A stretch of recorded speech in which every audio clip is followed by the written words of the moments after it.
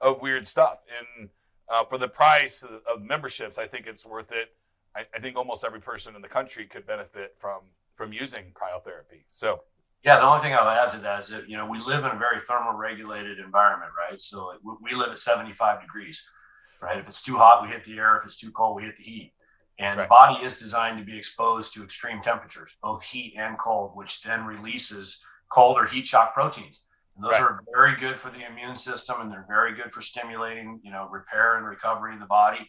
And so we just have gotten away from doing those things. It's awesome to just cold shock your body, 3 times a week for 3 minutes each, right? It takes 9 minutes a week to yeah, really live very healthy. And then that helps, supplement what you're doing from a workout standpoint and a dietary standpoint. And if you look at all the statistics around COVID, the majority of the cases that were most significant had to do with high risk factors. right, And so we should all be thinking about living healthier. yes, There's a very powerful cold shock protein called norepinephrine, which people don't probably know enough about, and they should look it up. It's a it's an anti-inflammatory, but it's also a neurotransmitter. And so when you are cold shocked and you release significant amounts of norepinephrine, it's very good when that gets into the bloodstream to help with anti-inflammation.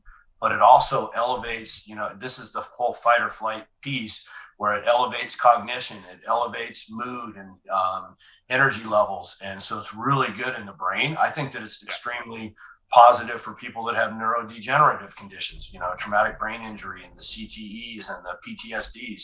And there are some studies that are starting to look at that in Europe as well. But yeah, I mean, the more norepinephrine that you can release in the body on a regular basis, the better. and my advice to everybody, regardless of it, specifically for business owners that are highly stressed, if you're looking for a quick way to relieve some stress, get into a different mindset, cryotherapy is a wildly affordable way to do it.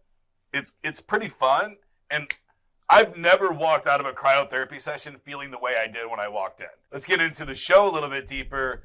And the question I really like to ask a lot of folks, and we've touched on this a little bit, is what tip or trick do you have? And I'm gonna take away cryotherapy from you as your answer, to help you overcome adversity, either in business or your personal life.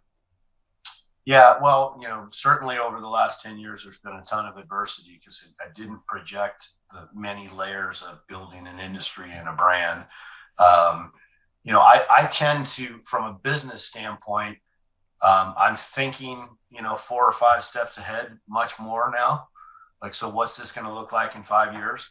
And like to try to dive into clinical and analytics.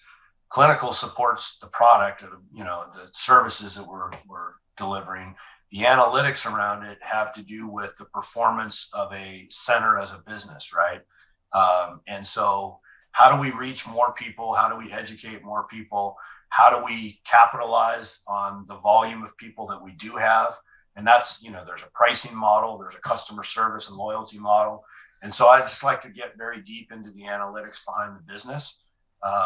When things seem like they're a little bit more stressful and you can't overcome them. And certainly the last 18 months have created an urgency around that, right? We had to reevaluate our model a little bit and understand we've got a loyal customer base. We need to still acquire new customers. How do we do those things successfully in today's environment? And that tends to really relieve some of the stress, not all of it, because things Right. don't always work the way you plan.